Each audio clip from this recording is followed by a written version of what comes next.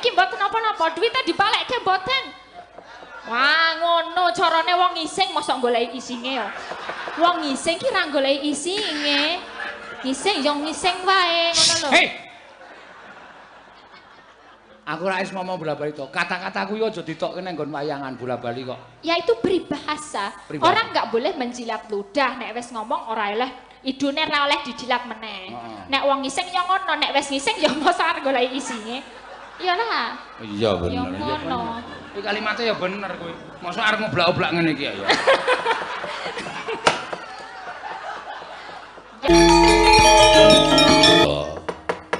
Ayo saiki Mbak Elisa or karo Salaso. Ya iki sinden sing nek basa Jawa kagok ya ora iso apa jenenge ora iso alus ning ya pancen bocahe ngeni nang budaya ya dasare sekolahe ya dhuwur S1 lulusan ISI Ngayuja jurusan pedalangan terus mlebu nang psikologi S2 psikologi ki lagi neruske neng S3. Oh iya. Iki tenan. Lagi top-tope. Ya. Ning ora bakal ngungkuli aku. Oh. Aku kira ora S8 kok. Oh. S8 ya apa? Sinten sumerep sapi saged singsot suwe sanget.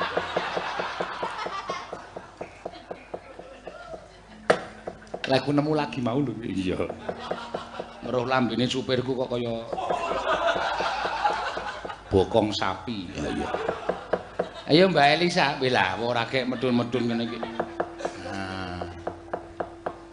Nggih, pun iki pun ngadak. Kata-katane wis kaya pun ngadak. Nek ning kono ya, Pak. Anget nek ning kono anget. Ayo anget. Jajare Mbak Tatin empuk. Lempuk. Jajare Mbak Tatin apa? Gemuk. Empuk ayo.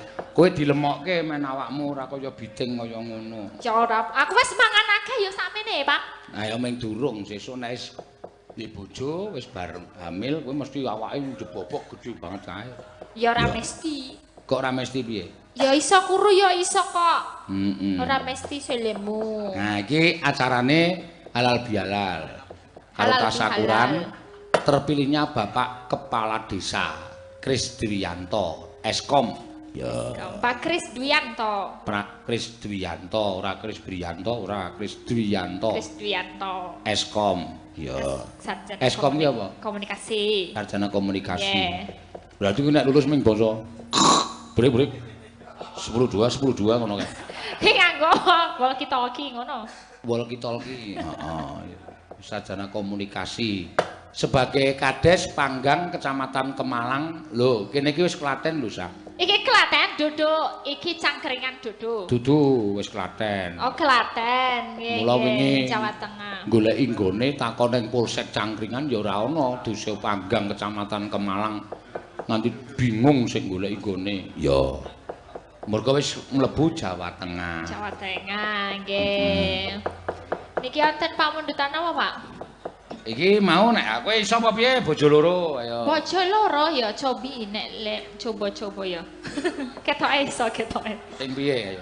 Sing kelap-kelip lampune desa ngono ketok. Heeh. Ya ngerti. Awak guru mikir bojo loro. Iki gamelane iso ora? Iso. Bojomu piro ya, Pak? Nek bojomu piro? 1. Oh, 1. Ora tambah meneh, Pak. Ora, wis. Carane nek dalang ki bojone akeh. Kuwi cangkeme sapa sing muni ngono? Jarene, dene ora ya ora apa-apa kok tersinggung. Kadang kala ki ming satu oknum sing kaya ngono ning kabeh terus disamaratakan. Bojone dalang ki mesti akeh. Kowe ngerti apa? Ana wong wedok liya gemlibet ning omahku? Ora. Ora ana to? Ora ana. Kejaba ming bojoku to? Iya. Karo kirek. Siji. Kae udu bojoku, kae ngoni-ngonku. Iya, kae lagi tak goleki bojo kirekku kae. Iya. Ya. Wah, wis malah darane kok kirek barang. Iya, aja kaya kirek kok. Kae kirekku kok udu bojo. Lah ya gremgek jare sing ge mremeng. Ge mremeng ra mung bojone ro kirekmu kae jenenge Jeli. Mergo lho. Oh iya, mergo nek wong duwe bojo loro kuwi nuwun sewu. Ika. Pangananmu lho. Mbak Panganane sapa? Panganane Ika. Wong Gunung Kidul ki mangane walang. Masa ngono kuwi langsung dipangan, Pak?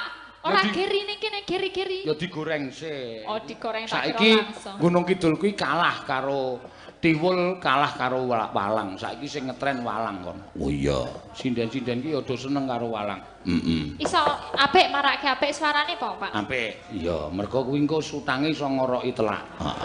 Oh, sotang iki apa? Sutang ki sikil. Oh, sikil. Oh ya. Sotang sikil. Oke. Ning aja dilokke nggo wong lho.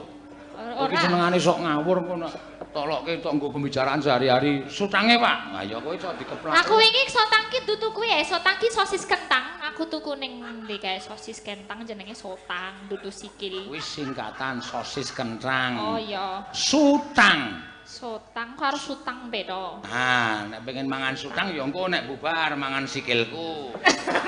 Iya. Yo, kanca-kanca men ngapalke balungane sik. Nggih. Nah, nina. Mboten di bawani to niki langsung to pratine.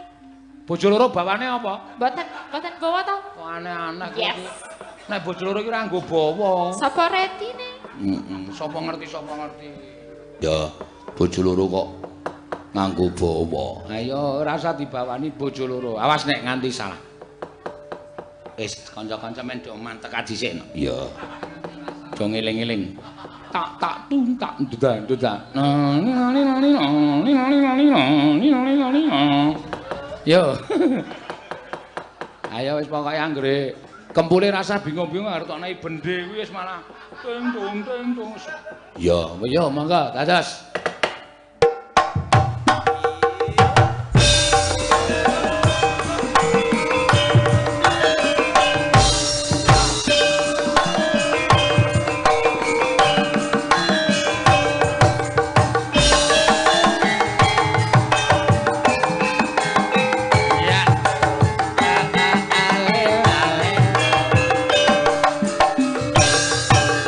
Abang biru lampu netis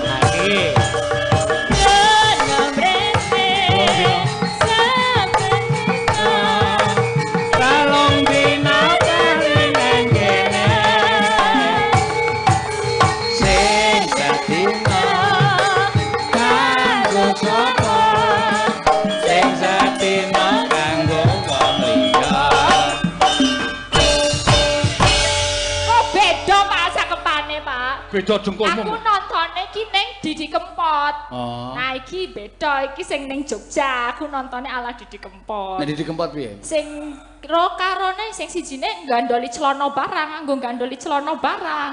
Tenan. Coba praktekno. Praktekno. Celanane sapa iki do jarian kabeh. Ora cakepane iki lho.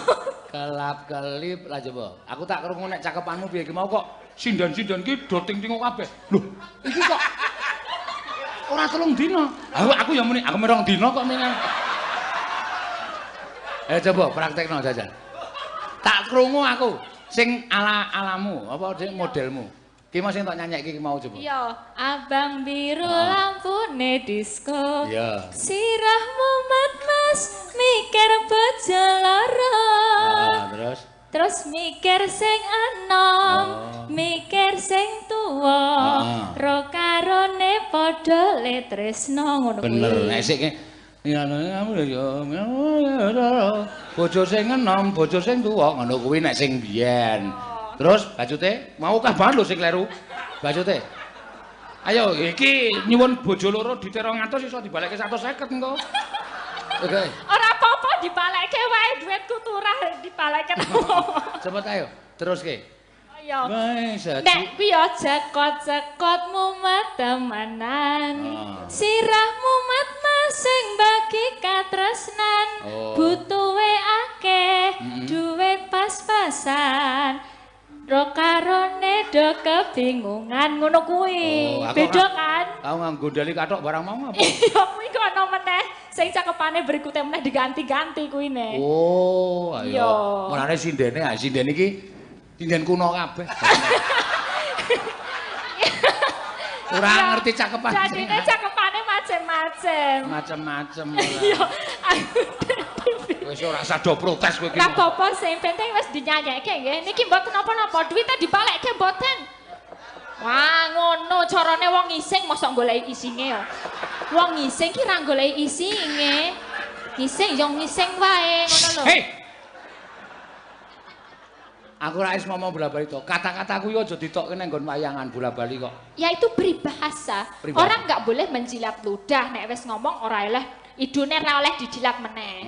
Nek wong ngising ya ngono, nek wis ngising ya mosok arep goleki isinge. Iyalah. Iya bener. Ya ngono. Iki kalimatnya ya bener kuwi. Mosok arep ngoblak-oblak ngene iki ya.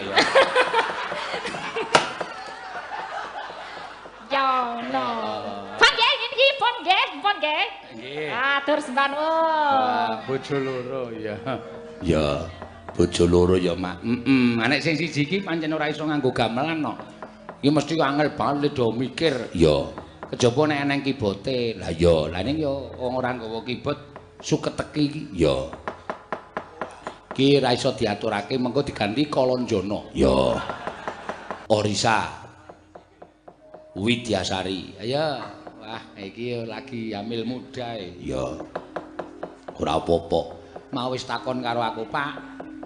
Anak kula sok lanang napa wedok? Lanang. Kok bapak ngertos? Kowe le dandan ayu aku. Nek kowe le dandan ora ayu, kowe iki cerobo, anakmu wedok. Ning nek kowe dandan iki besus, anakmu lanang. Aduh, kula pengen wedok Pak.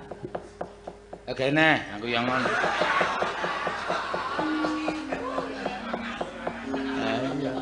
Nggih benjing nek pun lair, Pak. Lah ra ngono. Lah iya to, Pak. Wis ben ra apa-apa ben do.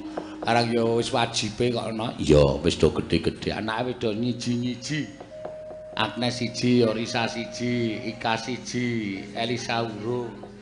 Terus apa jenenge? Tatin siji, Ayu urung. Neti loro, Wahyu telu. Boros 4 to edan. Boros tenan. Ya ora apa-apa. Sing urung nglairke malah sing pojok dhewe kae teko. Urung lairke macan. Wis ya ora. Mbak Orisa ngaturke nganu, Mbak. Ya. Mau wonten titipan saking mbok menawa wis tau ngerti ora awake dhewe mangke dipun dalaken jenang gula. Oh ya.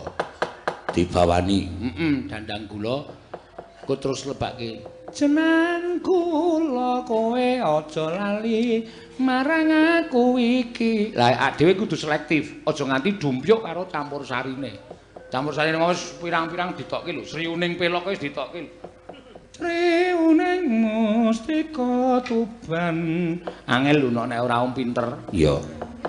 Yo, dibawani, Mbak.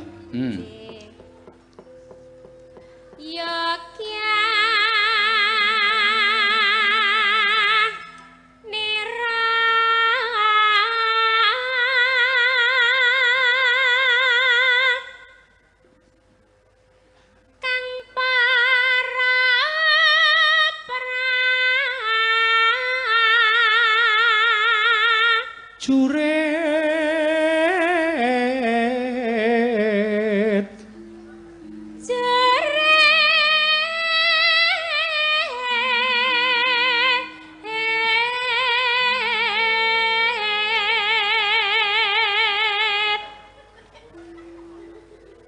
lamun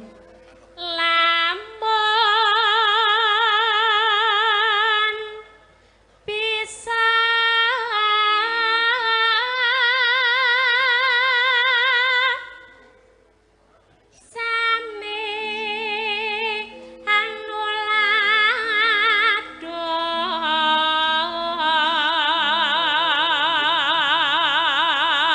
do ing ngene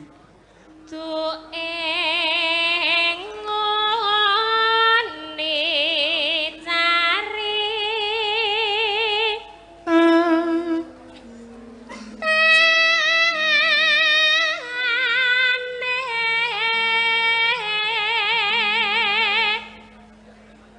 neno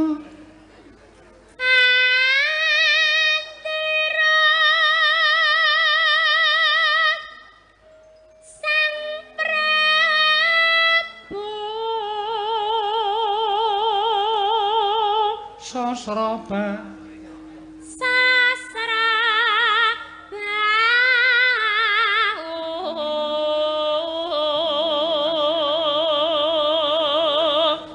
ing maes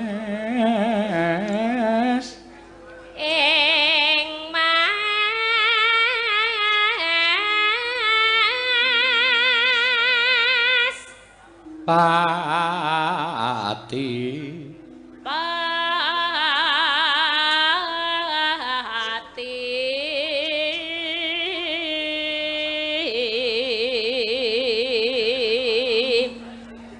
nenono aran patih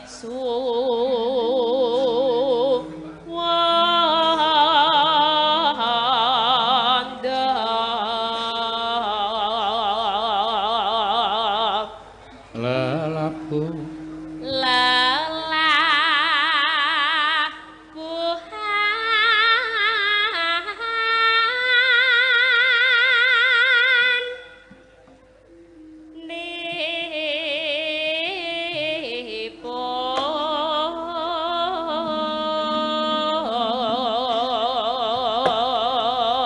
nek wetu medok ben dadi sinden sing apik.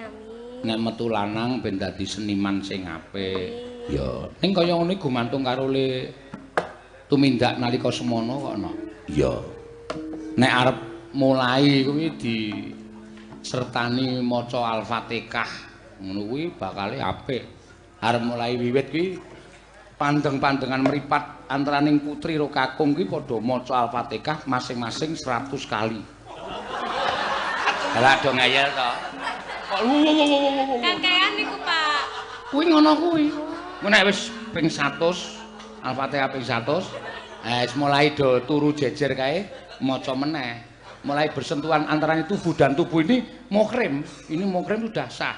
Cek ngono kuwi Al-Fatihah meneh. Ping 150 masing-masing. Engko ora andang-andang biar Baca turu nggih, Pak. ya kuwi nek kuwi jarene ngono kuwi ana. Iya, ya kanjeng kudu didongani ya, Mak. Ora kok cenanangan ora. Grombyang ya wis. Dadine bocah mesti gentro. Ayo. Ayo. Apa-apa dipancali ra karo-karoan kok. Yo. Kang kinalong tripra kaya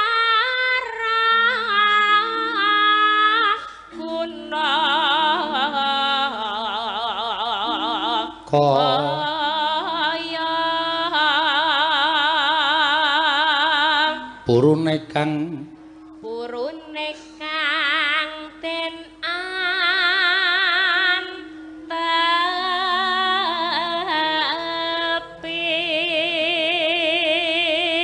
nuhoni terahku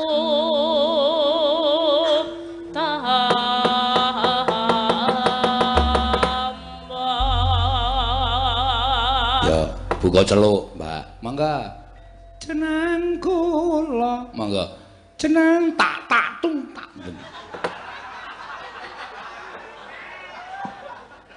Ya.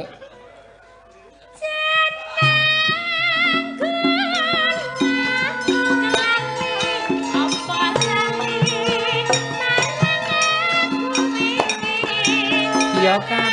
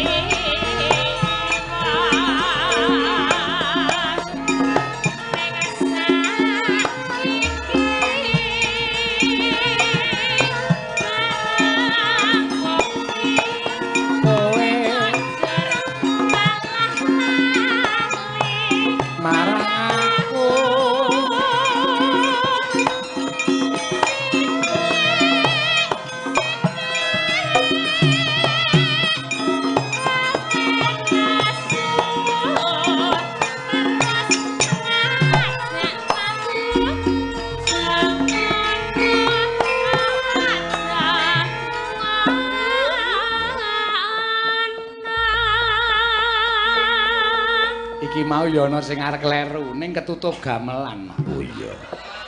Sing endi? Sing ngendang ya anu saking bendina ngendang dadi persendiane kaya obah dhewe. Driji-drijine kaya obah dhewe. Wis ora iso terkontrol pokoke. Nang ndi ya karepe pengarep ngono. Oh, iya.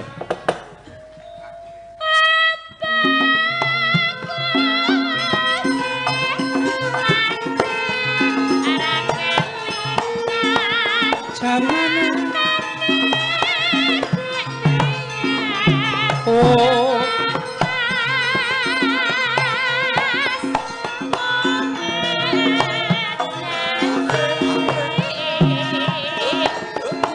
Mas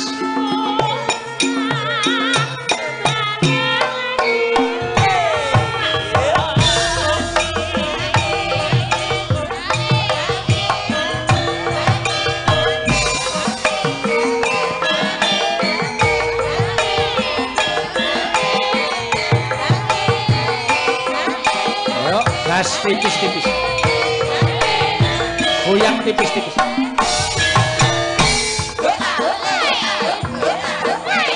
Yuk.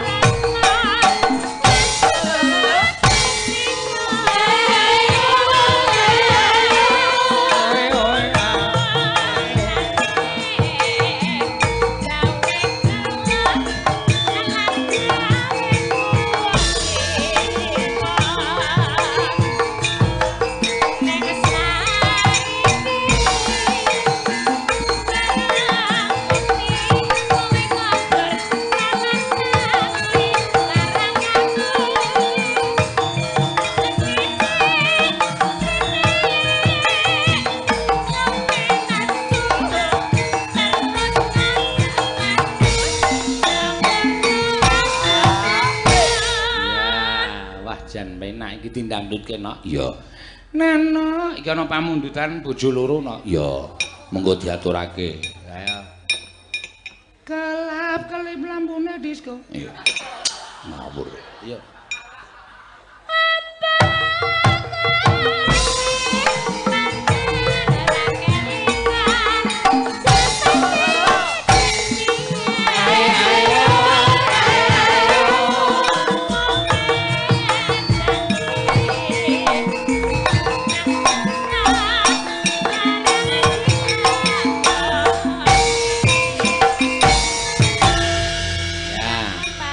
Matur suwun. Ya.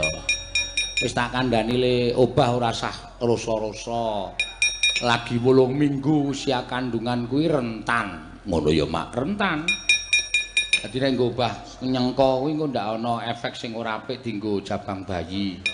Ya, jane wis takon leren nok ya cuti sik mergo isih meteng enom. Wah mboten iso Pak, kula niku nek ning omah nek mangan apa-apa malah mual-mual. Nek teng wayangan malah ngopo-nopo karepe kula pangan. Iya. Ya kena ning aja dimamah. Iya. Mbak Orisa. Iya diaturake iki mau jenang kula. Iya. Apik nok. Iya. Ya. Ha iki nek Mbak Ika Suhesti kuwi anu fake. Kuwi lagu sing anyar sing lagi ngetren ki no. Iya, yo Mbak, nembang Gembus Asmara. Apa? Gembus Asmara. Gubuk Asmara ta ya ora ngerti kok ya. Nek gubukane ora gembus e? Ha iya. Ayo Mbak Ika. Wis saya suwe saya jiane elek tenan. Men wis karep. Ora iso dilondreke kok cangkemku wis. Iya. Ya yo. Dibawani ayo. Nggih. Tetep diadeke pancen luar biasa yo. Wah, ayo sing jeneng body biola iki ngene iki. Iya. Awak dhuwur sirah yo apik, yo pundake yo becik, awake manu bangkekane yo cilik bareng tekan kono mak plenthung. Iya. Medung jan. Kono ngendi? Luar biasa. Ning nek piyai tepus ki aja tok sawang sikile no. Oh. Piyai Gunung Kidul ki wah wis. Nek tekan nggon sikil siji tretepen, loro mledhek. Tungkake deloken ra wis. Lah, tenan ta didelok. Napa? Mledhek ngono kok. Mletek yo ben. Ayo. Nggo ngerem ngene iki. Tinggo ngerem nek mlaku. Ayo nek pas udan kan kono licin, nanti le ngerem nganggo sikil. Apa, Mas? Iya. Njaluk lagu apa? Oh, nggih. Sarung jagung. Sik kepripun? Sik slendro. Belok barang kok sarung Belok jagung. barang. Iki ayo ora mutu sarung jagung. Mboten niku wau Bu prasing slendro apa sing barang ngoten lho, Pak. Oh, manut kok SpongeBob ku anak-anak.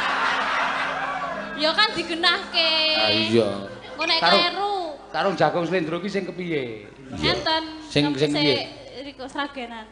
Ayo sing piye coba? Kula mboten apal. Ah ora apal kok tok tari. Engko nek kono njaluk slendro kowe ra iso. Lah ya nek ra iso dibalekke duwite. Ah, kowe kok balekke duwite. Iya, kowe iki simpan pinjame ra tau nyaur kok balik. Nek ngomong sapa? Iya. Ayo, Iki Mbak. nggih sinten iki? Ayo, ya kono kene kono. Wis didum cah 9. Wow, kowe. Piro iki? 100 cah 9 wis kumanan 10 10.000, ora 10.000 nggih jenengan. Wis ora apa-apa mbangane buruh gendong. Ayo, Kak. Kula kene apa, Pak? Sarung jagung mau dadi ajane arep gubuk asmara dadi sarung jagung. Oh, nggih. Ya. Dari bawane mau wis dibawake sarung jagung dandang gula. Banjet mau. Saiki ora usah dadak dibawani langsung buka saka bonang. Ya. Ya. Sip. Buka bonang rasa dibawani langsung sarung jagung. Deng deng deng deng deng deng deng deng deng deng deng.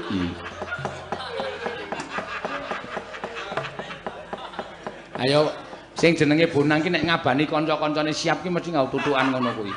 Tong tong dong dong dong dong dong dong.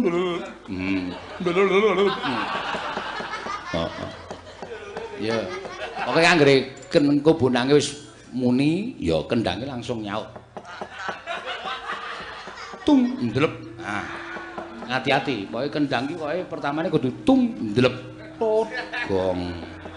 Pokoke nek urung tung aja dindelepke dadi tung ndelep tot. Ya, monggo.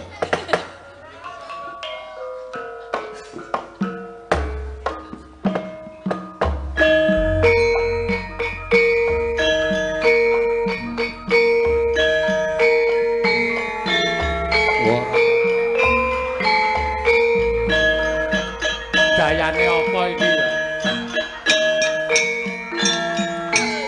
Oh.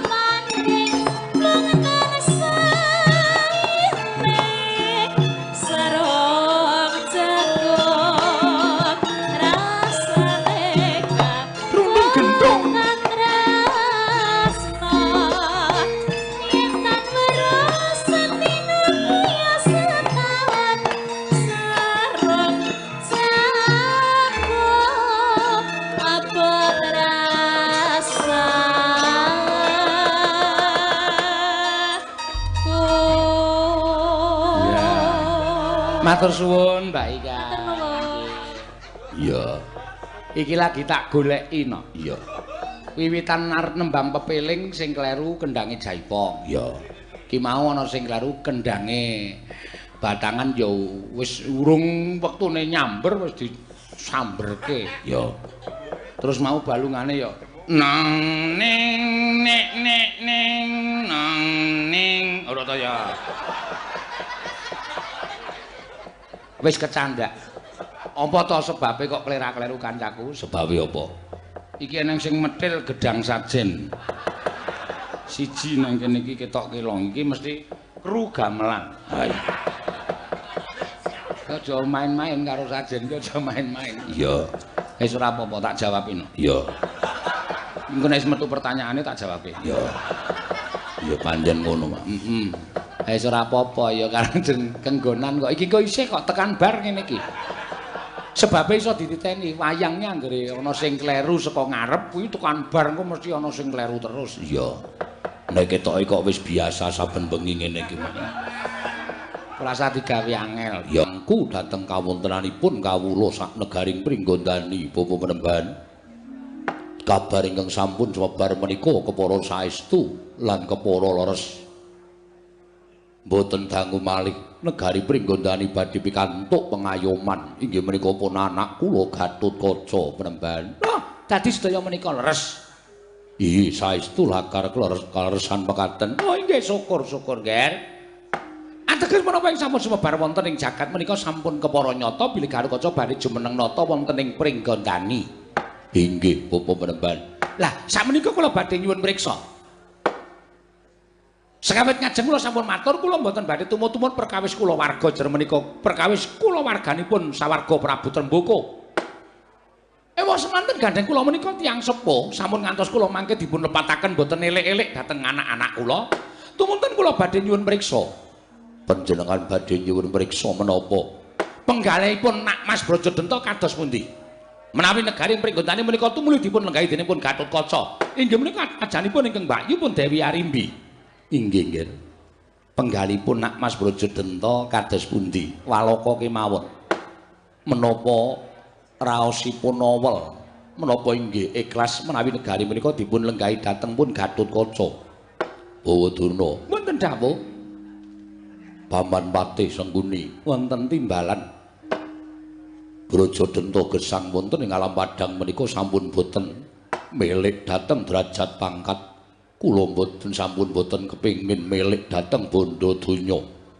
Kula mapan wonten ing glagah tinulu menika sampun kebak ing kabagyan tuwin kraos ayem miwah jenjem syukur bagi menawi negari Pringgondani menika wonten ingkang lenggahi ateges kawula Pringgondani ingkang dangu tinilar pepundhenipun inggih menika Kakang Prabu Arimba samangke badhe pikantuk pepayung inggih menika pun Gatotkaca. Mila napa inggih dipun kersakaken dening Kakang Mbok Ayu Arimbi menika kula namung jumurung ndederek lan ikhlas lahir batos kula. Kula mboten badhe wonten raos awol sarta anggrundel menawi negari Pringgondani lenggan dening anak kula pun Gatotkaca. Mekaten Bapa Durna. Oh inggih menika leres. Tegesipun kanthi Nak Mas Brajadenta menika netepi dhateng jiwanipun tiyang sepuh ing kedah ngawon dhateng ingkang enem. Inggih Bapa Penemban. Namung nuwun sewu, Ger. Nuwun sewu. Menapa cak-cakan ngaten menika sampun leres? Ingkang dipun pekajengaken cak-cakan ngaten menika sampun leres. Menika kados pundi? Ngaten lho. Wonten ing kraton pundi kemawon, wonten ing negari pundi kemawon, menika nuwun sewu ingkang nami putra ingkang mijil pawestri menika mboten gadahi hak kewajiban tumraping warisan menapa kemawon. Ingkang gadahi hak kewajiban tumraping negari menika inggih menika putra ingkang mijil jaler. Langkung-langkung putra ingkang mijil jaler pambayun. Mongko Nak Mas Arimba nalika semanten dereng kagungan putra, sampun surut wonten ing kasedan jati. Tumunten ingkang kedah nglajengaken menika inggih mboten kok sinten-sinten nanging kedah rayinipun ingkang mijil jaler. Inggih. Ateges ingkang kedah gadhampar negari Pringgondani menika sanes kok Gatotkaca. Nanging panjenengan nuwun sewu lho menika mboten tumut-tumut mboten. Namung ngleresaken dhateng pranataning kraton ingkang sampun dipun serat dening para pujangga nalika semanten lan ingga sakmangke tasih dipun tetepi dening para priyayi luhur ing sami lenggah wonten ing negari. Inggih Bapa Penemban. Mila sange menika niat kula menika namung ngleresaken, niat kula menika namung ngleresaken sampun ngantos negari Pringgondani menika dipun cacat, dipun cecedo, dipun raosi dening piyantun kathah. Lho, sing dadi ratu kok Gatotkaca, kok dudu Brajadenta. Lho, menika mangke tertentu badhe timbul wonten ing satengah-tengahing masyarakat. Nggih. Menika saestu nggih. Tuwa tandha pitaken para kawula inggih kudune marisi tumraping negara Pringgondani iki dudu kok Gatotkaca. Gatotkaca ki anake Dewi Arimbi. Arimbi kuwi ora duwe hak tumraping negara Pringgondani. Ning kok Gatotkaca sing lungguh keprabon ing Pringgondani. Terus Brajadenta, Brajamusti menika nuwun sewu badhe kebagian menapa cobi kula nyuwun prisa. Nuwun sewu lho, nggih menika mboten kok tumut-tumut, namung leresaken. Napa sing dikendikake Kakang Durna menika leres. Ingkang nami negari kula menika patih. Menika sampun sinerat dening para pinter. Inggih menika putra jaler ingkang ngukup negaring Pringgondani. Lha nuwun sewu lho nggih. Pringgondani kaliyan Ngastina menika irip-iriban. Wiyaripun ugi meh sami, kuncaranipun ugi meh sami. Kenging menapa paduka ngiklasaken negari menika dhateng pun Gatotkaca. Menika sami kemawon panjenengan menika ngiklasaken warisanipun tiyang sepuh dhateng tiyang sanes. Monggo Gatotkaca menika nuwun sewu, tasih muda tumaruna. Gatotkaca menika tasih enem. Ya bener wong enem menika sak menika kathah ingkang pinter, ning bab pengalaman kawon kalian ingkang sepuh. Monggo wong dadi ratu menika mboten gampil. Kudu pinter, kudu pengalaman. Monggo Gatotkaca durung pengalaman dadi ratu. Kula kinten menawi mangke ngasta bawat pemerintah negari Pringgondani, ngasta kendho kencenging prenatan negari Pringgondani badhe tumpangsa warsa ideping tekad anggenipun minangka dados Nalendra, wekasan sak mangke nyengsarakaken piyantun kathah. Lho menika. Dipun menggali nggih. Menapa panjenengan badhe remen nek kawula sak negara Pringgondani, kawulanipun ing Rama Prabu Trembaka menika gesangipun badhe nungsang puyang gudel bingung numbuk bentus awit gadahi sawijining Nalendra ingkang boten saged minangka dados pengayom lan boten saged mangku dhateng sagung kawula dasih negari Pringgondani mekater. Alon-alon bae Kakang Durna. Ketrikel ilate. Menika kedadipun menggalih. Sampun ngatos panjenengan gampil. Loh, nuwun sewu lho, Ger, nuwun sewu menika. Pringgondani menika wiyar. Ketinggalipun ciut ning wiyar. Inggih. Menawi dipun traju Pringgondani kaliyan Ngastina menika sami-sami wiyaripun sami, muktinipun inggih sami kacarios. Nadyan duk nalika semanten kula menika dereng prapteng tanah Jawi, kula tasih wonten ing ngatas angin. Nggih. Kula tasih wonten negari ngatas angin, ning kula sampun ngertos kondhangipun bilih negari Pringgondani lan Ngastina menika sami-sami kuncaranipun, sami-sami bab kesugihanipun, wiyaring jajan ugi sami antawisipun Pringgondani lan Ngastina. Mila mboten nama mokal menawi kala rumiyin sami ngundhangaken nek Prabu Trembaka menika anggenipun pasderekan kaliyan Prabu Pandhu menika ngibaratipun kados dene guru lan siswa. Inggih. Duka riyen kok terus congkrah niku merga sapa kula ora ngerti. Mbok rasah tekan riku. Panjenengan niku kok ya werna-werna. Negari Pringgondani menika negari ingkang wiyar. Jajanipun wiyar. Nuwun sewu lho, Nggih. Sakmenika kula badhe nyumriksa. Piyantun semanten menika dipun tanting kemawon.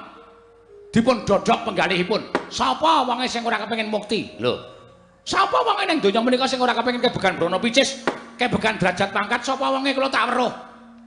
Sapa wonge sing seneng kere kula tak weruh.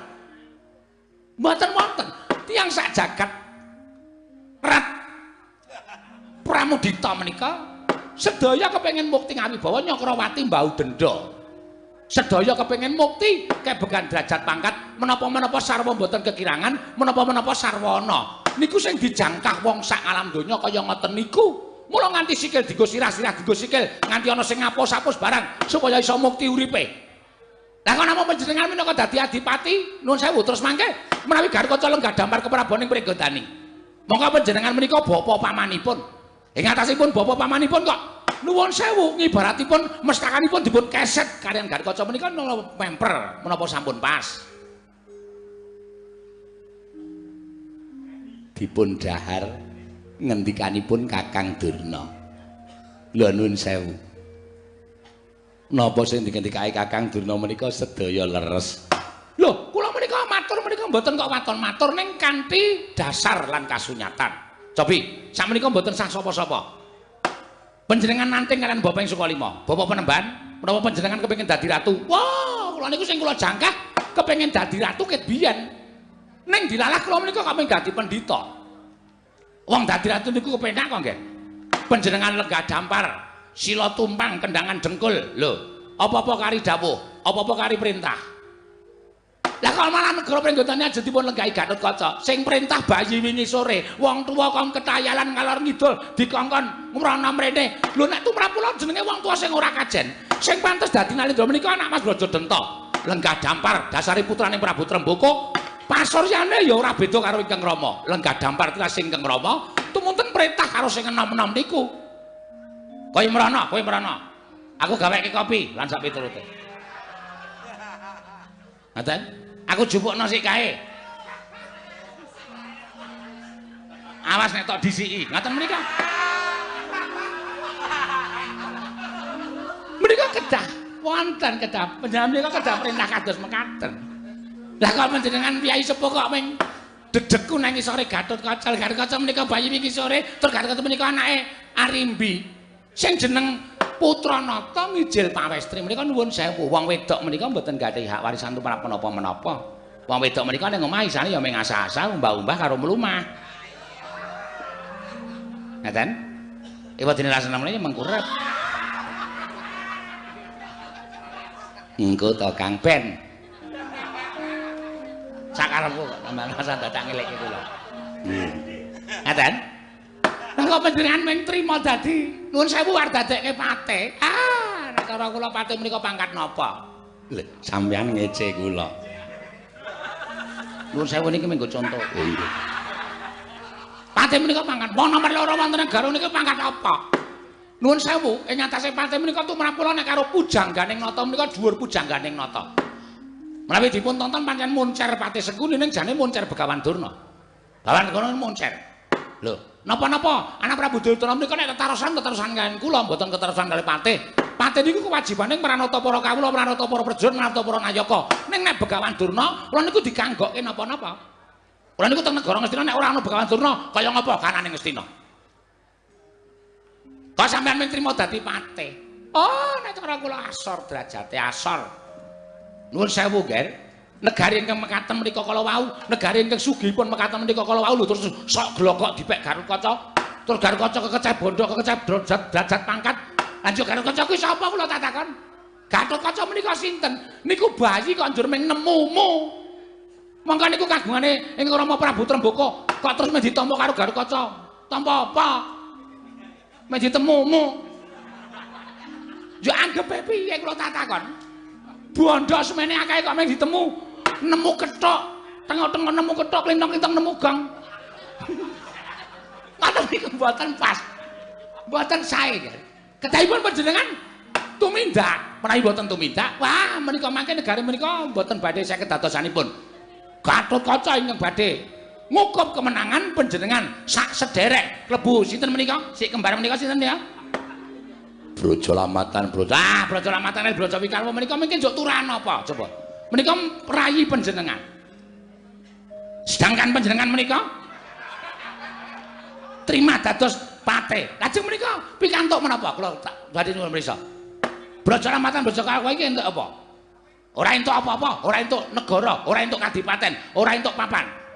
Sami nderek panjenengan. Ya nek panjenengan menika nuwun sewu, lono gesang wonten ing alam padang. Nek panjenengan boten nonton, terus niki ora duwe hak napa-napa, Gatotkaca terus ketok kamurkane. Brajalamatan Braja Wikalwa minggat sing duwe gelagat nulis mati. Lho, pundi-pundi kok dikuasai, pundi-pundi kok dijeki menika nuwun sewu napa sae, napa leres. Lah nek tumat kula, cara kula mumpung isih padang rebulane, isih jembar kalangane, Gatotkaca urung lakon dadi ratu. Wiwit dinten menika panjenengan kudu iso mbudidaya njugarke Gatotkaca dadi ratu wonten negari Pringgondani. Menika nek cara kula. Dik, kok sepi? Kurang semangat, Mbok. Sampeyan kurang semangat. Li ngendika sing mentes tenan, mengke men malik paningale nak Mas Brajadenta. Ger. Kedatipun penggalih, Ger. Menawi panjenengan tumunten badhe maringaken negari menika dhateng Gatotkaca, nek cara kula menika mboten sae lan menika mboten leres.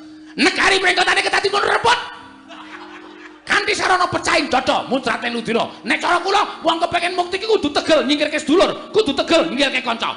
Nek sedulur ngagro-agro kamukten, nek cara kula disingkirke. Apa meneh anak menika namung menapa? Tur kula dudu anak sampeyan piyambak. Anake Dawi Arimbi, dudu putra panjenengan. Disingkirke mboten napa-napa.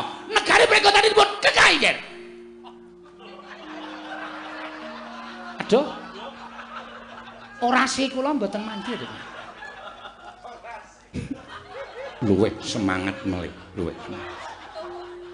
Sing cetha. Kula padoske son titem napa? Menika Ger, kedahipun panjenengan kados mekaten. Namung kendel kemawon kados mekaten menika mboten badhe rampung perkawisipun, Ger. Nak Mas Brajadanta. Sumangkah anggro sesumbar lendo bumi kunjing ku maludo kundur ketop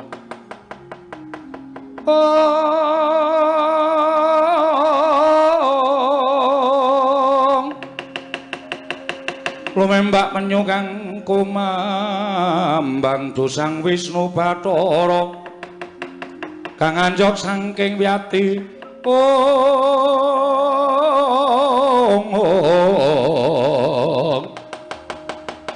kang anjok saking wiyati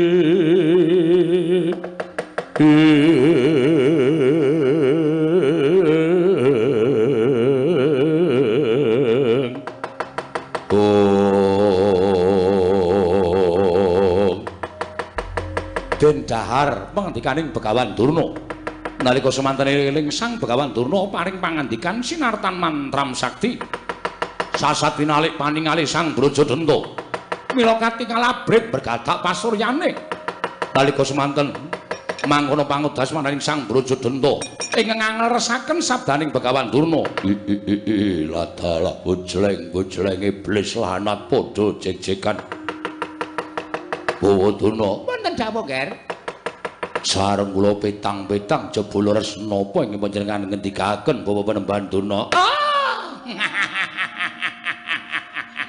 aliloco Depate pripun mang tonton pitados boten kalih kekuatan kula nggih Nak Mas Brajadanta samenika sampun malih paningalipun Nak Mas Brajadanta sampun sadar sampun emut dhateng Purwoduksina tegesipun piyambakipun boten badhe ngiklasaken negari pringgotani menika dhateng pun Gatotkaca jumbuh kalian menapa ingkang kula beto kalian panjenengan saking negari Ngastina aduh jan ora nyono babar pisan jebul Kakang Durna niku kok ya nek wis gelem kaya ngoten kok mentes napa sing dikikake iso kabul tenanan nggih kabul kanginan nggih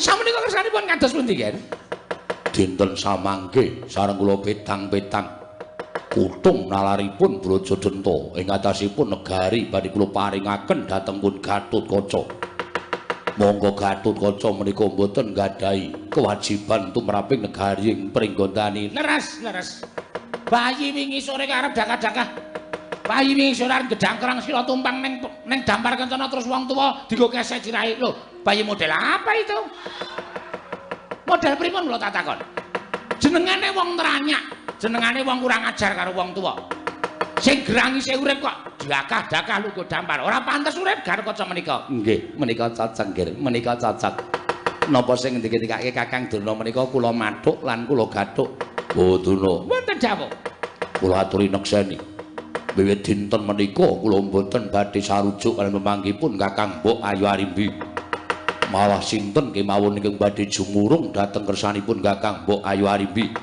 tetep menika kula anggep mengsah kula Bawa Panembahan laras dinggo mungsuh kemawon sapa sing sarujuk karo penemune Arimbi didadekke mungsuh mboten napa-napa panjenengan kekatan mungsuh mboten napa-napa ning kula tambahi kanca Kurawa 100 oh kurang menapa Kurawa menika ngremenaken nggih Kurawa menika dijak geger ya gelem dijak gayeng-gayengan ya gelem Kurawa menika serba bisa dipun lempakaken lajeng tumbas kertu sarang-sarang ya gelem pokoke Kurawa menika nggih Depate nggih wong kula campur kula seneng kira jama-jama kok nggih leres ngendikanipun Kakang Panembahan Durna dinten samangke badhe kula tetepaken kula ingkang badhe damel srana Gatotkaca sampun ngantos kelampahan lenggah dampar keprabon ing pringgondani Bawa Panembahan rikat lampahing rata tanpa antara prapteng sukuning arga ram kang tumingal oh dereng ngantos pariprasami bawacana kasaro ingkang minggah madyaning pendhapi ing glagating lenggih ingkang rayi Sang Brajamusti Semawana Sang Kala Bendana biyak kang samya semen ndadosaken geger kang samya mlat nanggung ombyahing para kawula kanca piyak-piyak ana daya mikir dalu dalan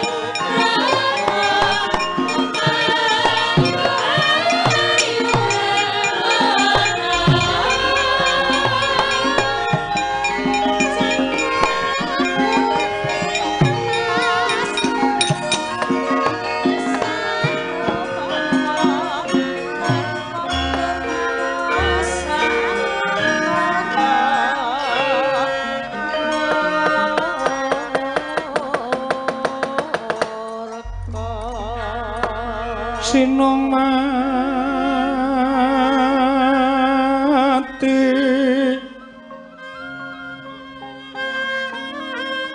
sinong mati jagat kinari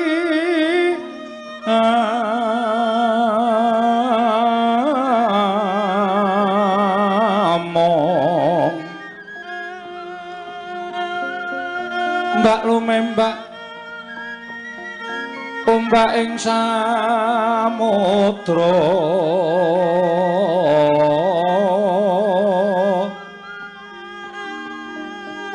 ae ana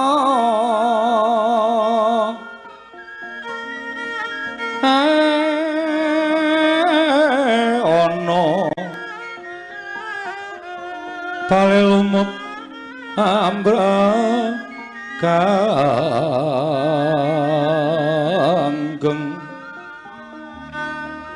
awita denceng dencengan Gawe